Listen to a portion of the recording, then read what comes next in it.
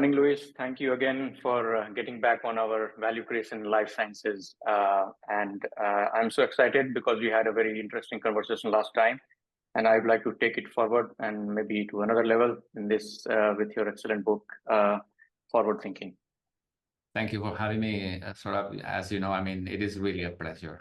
It was indeed a pleasure the last time, and I'm sure it's going to be a pleasure this time as well. Thank you. So for all the audience, I just had a chance to read this excellent book, Fast Forward Thinking. I mean to say, I can just mention one thing that, if let's say, if you're not a voracious reader, excellent read. If you're a voracious reader, still an excellent read. You can, of course, if you are, let's say, starting from scratch, you are the first time CEO, I think, you can get an overview about how, to kind of create value in biotech. So, Luis, I'm going to start with your rule number 27. And the reason I'm starting is that there is a point you made about planning for luck. Okay. And whenever I see that, I get a little bit uncomfortable. And I'll tell you the reason why I get uncomfortable is that I believe that, in this real world, we are in this, if you look at any success, it's a mix of skill and luck, right? So in a continuum of skill and luck, two sides, there are things like, which is completely based on luck, like if you play chess, it's a skill-based, game. In the real world, we are somewhere between skill and luck. So important point is that luck can be good or bad, right?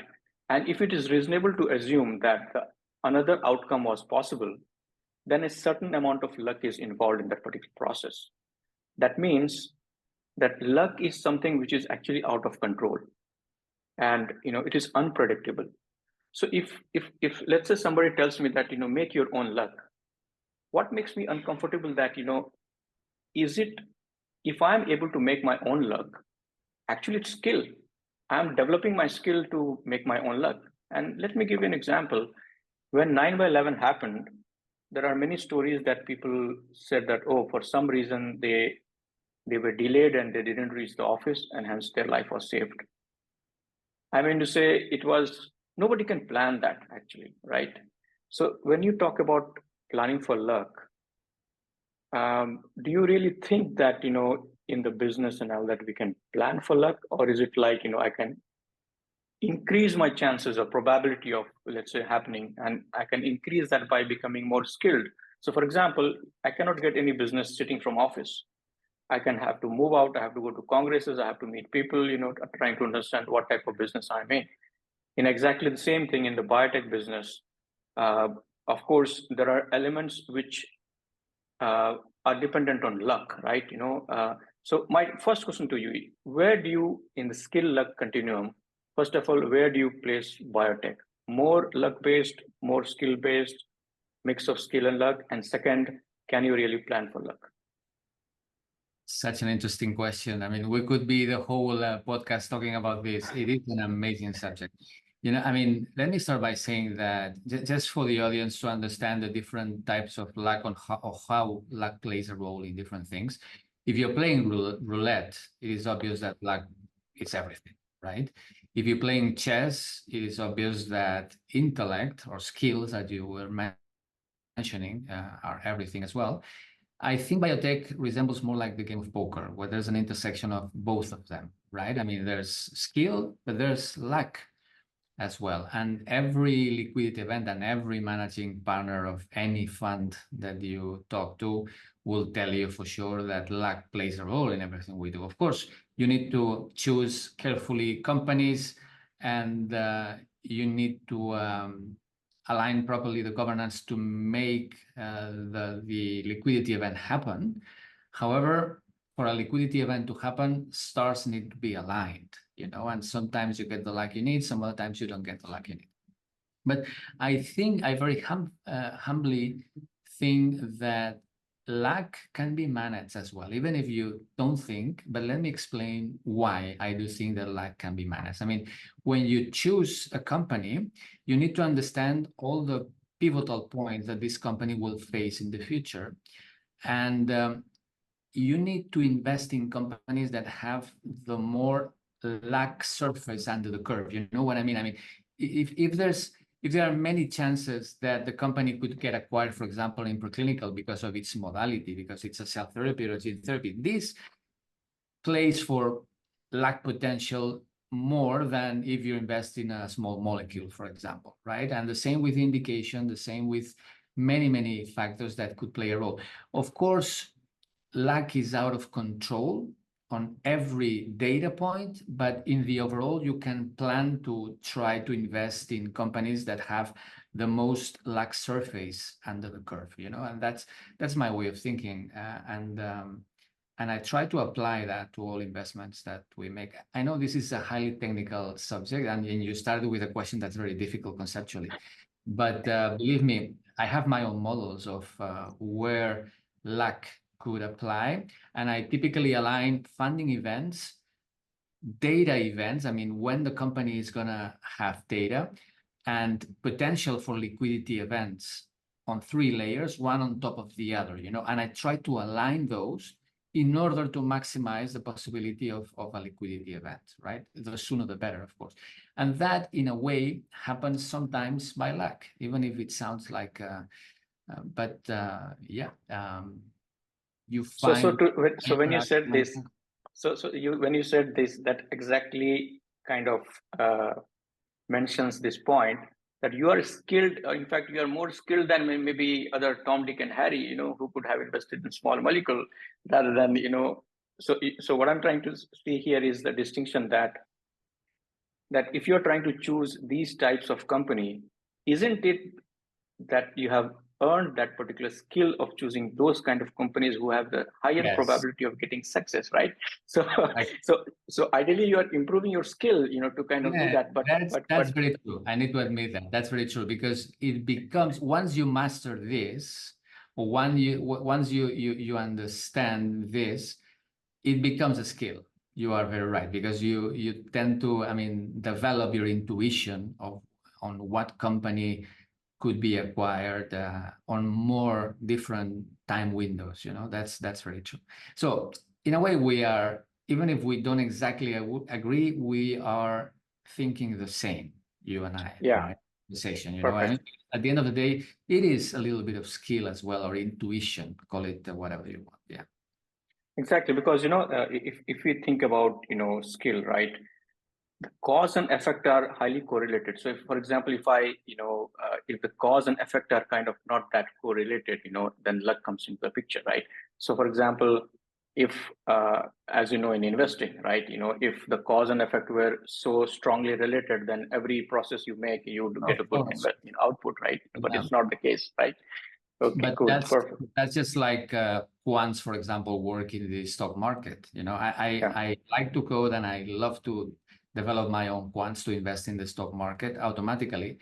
And there's a lot of noise. I mean, to extract the signal, there's a lot of noise and very little signal, okay? But if you can find the signal, then it works. And it goes on a probabilistic thinking frame of, because it removes the being guilty by making a decision, in the sense that you may decide to buy a stock and this stock may go down, but nevertheless, the decision was right, because in the aggregate of all the times that you buy the stock under that certain rule, statistically speaking, it is worth it, even if sometimes you don't really nail nail it, right, in terms of outcome. But an outcome is not, a negative outcome does not mean that you were wrong. That's the important part that everyone needs to understand in order to understand luck, you know. So exactly. So as you mentioned about probabilistic thinking, although it was not in my question list, but I'm just curious to understand that when you think about the probabilistic thinking, and when you make an investment, right? How do you use probability to make a decision? Meaning, do you focus on the payoff or the impact, or rather, you know, so for example, you could say that, okay, I analyzed company A and I decided that at this moment it doesn't have a very high probability that I can exit, so I don't make an investment. But this company again comes back after, you know, 2 years and so that comes with some data and all that, you know. Now you believe that, you know, it has a higher probability.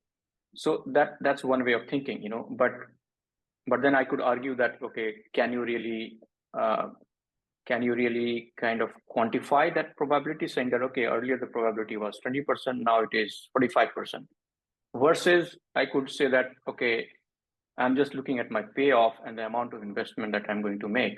So, if the payoff is very large right now, compared to the amount of money I'm investing. So in case of losing, I don't kind of lose that much, right? So there is an optionality embedded in that. It's like analogy saying that in the airport when we go, I mean, this is the security authorities, instead of calculating probabilities, they're thinking about the payoff. That, okay, what if there is a bomb in somebody's bag? That's why I'm going to check it, actually. Yeah, you are very right. I mean, at the end of the day, it's you need to take into account, of course, risk and benefit. It's a risk benefit ratio. That's why we tranche, for example, our investments, right? We deploy our capital in a very careful way in order to minimize risk and maximize precisely the benefit at the end. But it is indeed probabilistic. I mean, every time I invest in a company, I'm trying to see outcomes not as a black or white outcome, exiting the company in a very successful liquidity event, or having the company enter into a write-off, because we are shutting down everything there. It is not that dramatic. I try to think more in probabilistic terms, right? And therefore, sometimes the companies that I thought when I was investing would be the best winners of my portfolio, then they turn out not to be. But then there are others that become the best winners of my portfolio, precisely because there's this noise and this lack that you were mentioning in your first question that plays a role as well. Of course, don't misunderstand me, and I don't want the audience to misunderstand me as well. I mean, luck plays a role, but that does not mean that you need to make very careful decisions and very careful investments, right? And to manage the company properly. But besides that, I mean, let's suppose that you do everything in the right way. You make the right decisions, and you bring the company to the clinics, and science tells you that this is making an impact and changing the life of a patient, right? But even there, there's some noise. I mean, maybe the right buyers in the pharma industry at that time are not in a buying position, or maybe there's a market downturn for whatever reason, and then the money that you will get is going to be lower. I mean, there's always this noise, right? So you need to factor in this noise in order to make your decisions. And yeah, I develop my own models. As I told you, I code and I have my own models to account for risk and account for these type of things. Yes. Perfect. So as we already talked about the probabilistic thinking, I had one topic, so which you have covered in your book is Bayesian thinking, right? So I think there is a very interesting saying that I think it was by Keynes or something, that if facts change, I change my opinion. What do you do, sir? Right? Something like that, right? So I think, so in terms of Bayesian thinking, I have one question which I was struggling earlier, long time ago, was that, let's say, I know that, let's say in the investing world, especially at the early stage, net present value does not have that much of meaning, but it gets more valuable as you go to phase 3 side. And once you are ready to kind of structure, deals with the pharmaceutical companies. So let's say, for example, when you look at the Massey paper or whatever paper of the probabilities of, let's say, success in phase 2, phase 3 of a particular indication, let's say the phase 2 probability is 40%, phase 3 is 30%. Now, after phase 2, you get very interesting data, okay? So my question to you is that, how would you then update the phase 3 probability? Because earlier it was 30% based on all the past, this one. And now you see that the phase 2 is excellent data. So now the question is, and your prior just changed because there is excellent data. Maybe it correlates very well with some surrogate endpoints that you had, some biomarkers that predict the outcome, and maybe you can extrapolate that the phase 3 is going to be is going to have more chances of success, right? So yeah, you mentioned based, for example, I mean, the probabilities of success based on indication, I would combine, I mean, I never look at those statistics. I look at the statistics of the combination between the indication and the modality, because both Yeah, play there, you know. These are the correct. data that I like to see. The indication on itself gives me, at least very humbly to me, gives me not enough information to factor in, you know. So it's a combination Right. of indication and modality. Perfect. Perfect. Now let's move to rule number 15, which is very interesting for me actually, which is type 1 and type 2 errors, right? So type 1 is false positive and false negative. And we also argued in the book that, of course, if you try to reduce this one, the other one increases and so on. Trade-off. So so my question to you is that which error would you tend to minimize given a choice, to increase the chance of your success in investing? That's a no-brainer for me, type 1 errors. These are the ones that I don't want in my portfolio. Let's explain the audience. Your questions today are very technical. I hope we're not going to lose the audience. Huh? But listen, I mean, if you do like a 2x2 matrix, okay? Yeah. In one of the axes, you put exactly what happens in the real world. The company is a success and the company is a write-off, okay? And in the other axis, you put your decision. I invest, I don't invest, okay? So it is clear that if I invest and the company has success, I am right. There's no error there. We're all happy, right? If I don't invest and the company is a write-off, I was right as well, so nothing to say about this quadrant. But there are the other two quadrants, right? The first quadrant is if the company is a write-off and I invested, this is a type 1 error. This is the alpha, okay, for statistical nerds, right? This is a write-off. I don't want this in my portfolio. That's why I try to minimize this mistake to the maximum. That's why our due diligence are so long. That's why VCs are so stubborn in asking and re-asking. They are trying to minimize their alpha, okay?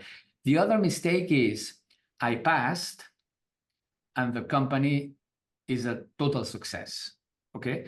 This is a type 2 error. In terms of statistics, this is 1 minus beta, you know? And this mistake is actually a blessing, because if you have a lot of those mistakes, that means that you are surrounded by very high quality companies and you're looking into the right companies, but you cannot invest everywhere, you know? So I'm not worried about the beta or 1 minus beta here. I'm worried about the alpha. So I try to minimize type 1 mistakes. The second one is a type 2 mistake, just for the audience to make clear that they understand. Super. Just to kind of help the audience, let me share one sheet that I prepared, maybe so that it's less technical. Are you able to see this? So, it's a very simple math, that, okay, if let's say, even if an investor says that, he makes a decision 80% of the time very well, so, even if he makes, let's say 20%, both type 1 and type 2 errors are the same, the actual success rate is actually 57%. So the point is that if you see the math, if I reduce by 10%, my success rate jumps to 73%. That's exactly my point. I mean, you did exactly. the math for something that I said very nicely, because you need to minimize type 1. That's Exactly. what you need to do, of course. Exactly. And if you minimize type 2, see, there is a very incremental benefit from 57 to 60%. And even if you minimize both, there is still, it's a 75%. So I think I'll rather focus on minimizing type 1. That is going to kind of help it, actually. Nice table. Thank you for building that. That's your table, not my table, and it's a very. No, I thought, to just, because if we get too technical, maybe nobody will watch us, So, and I think, the simple way to also understand and remember is that, if you look at evolutionary way, how human or animals have survived, it's by reducing type 1 error, So, a deer can, while going to have, let's say, drink water, there is a chance that it could be attacked by a crocodile, right? So I think this is how they have survived, and it's a true fact. If you read evolution, you will see the fossils and how they have survived. So anyway, so let's take a break, because we have already kind of exceeded 20 minutes, and we'll get back after the break, so that audience will kind of move forward to the next one. much.